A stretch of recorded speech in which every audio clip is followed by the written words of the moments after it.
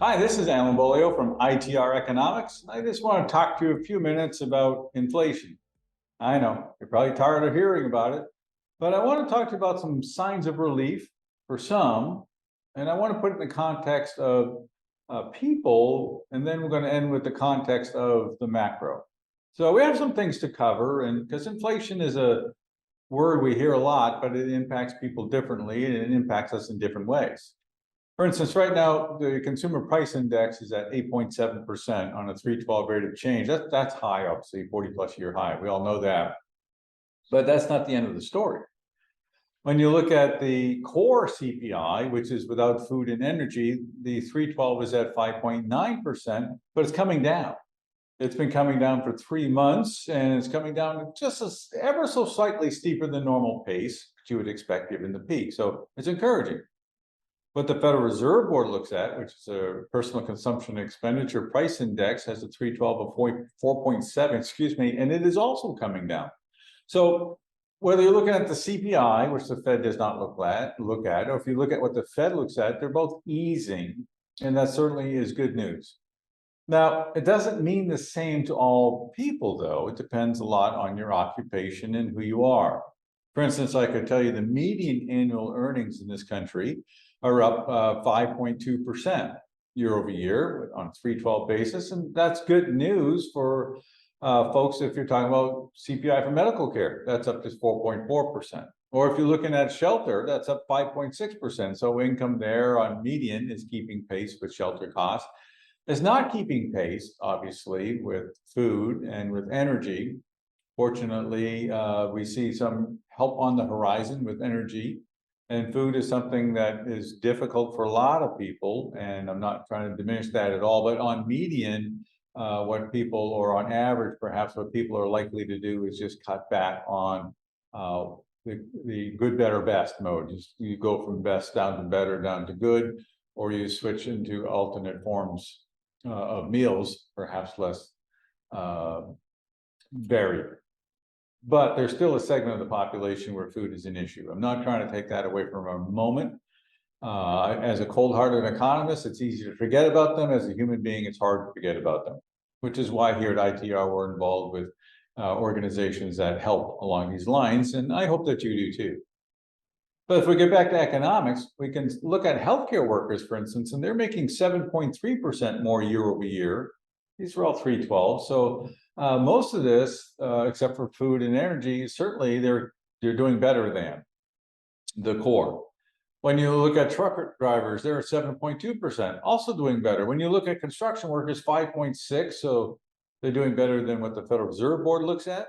And they're doing almost as well as the core CPI. So in general, they're certainly keeping pace. Service sector is 5.4% above year over year in terms of earnings. Now, here's the thing. Those earnings are going to continue to see some upside pressure through the near term. Well, I've already said that the core and CPI in general is going to be moving lower. So there's going to be this crossing over. So the pain that is in some people's homes, and it's very real, again, not diminishing that for a moment, there is some sunshine coming. There's some hope in the future, which is certainly good news for us as human beings. We like to know that that is the case, and others will be doing better. We are forecasting that the consumer price index by the end of 2023 will be down to right around 3%, a little more than 3%. So what this means is that it's going to take a while, but there will be there are better days ahead.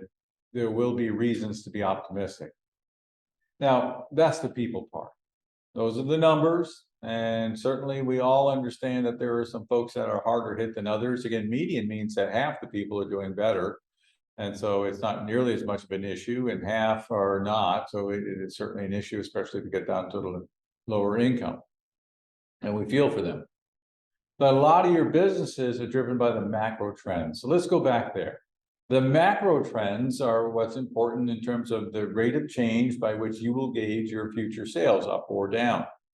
And those macro trends are actually looking pretty good.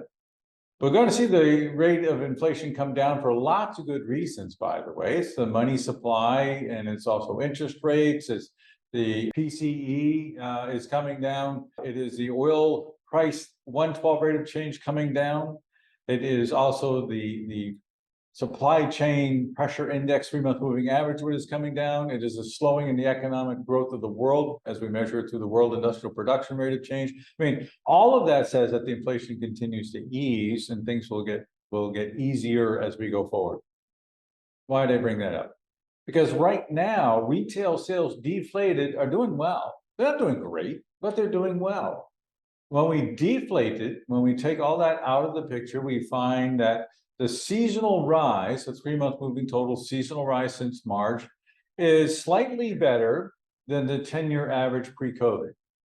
Now, I don't include COVID because of all that stimulus money and all that federal money coming out the door. It was all kinds of spending going on. One would not expect that rate of rise to continue. So we go before COVID to the great before, and we say, hey, we're just a little better than average. That's not bad at all.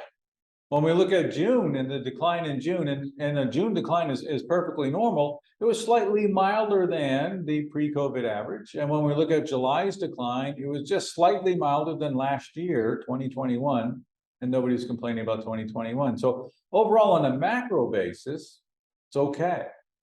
On the personal level, it's going to get better. And overall, as we see that it gets better and we see the tentative low and the retail sales 312 rate of change deflated begin to move higher, that just speaks to the fact that the economy will get stronger later in 2023. And families and people will find that the pressures that are on them begin to ease and their incomes continue to move up, and they should find themselves in a better position, which will fuel more economic growth through more consumption. And as we have that consumption driving growth, businesses will respond, the rates of change will be going up, and if you're positively correlated to the economy, you're going to find your 312 rising, then your 1212 rising, and you're going to get ready for more activity later in 2023 and certainly in 2024.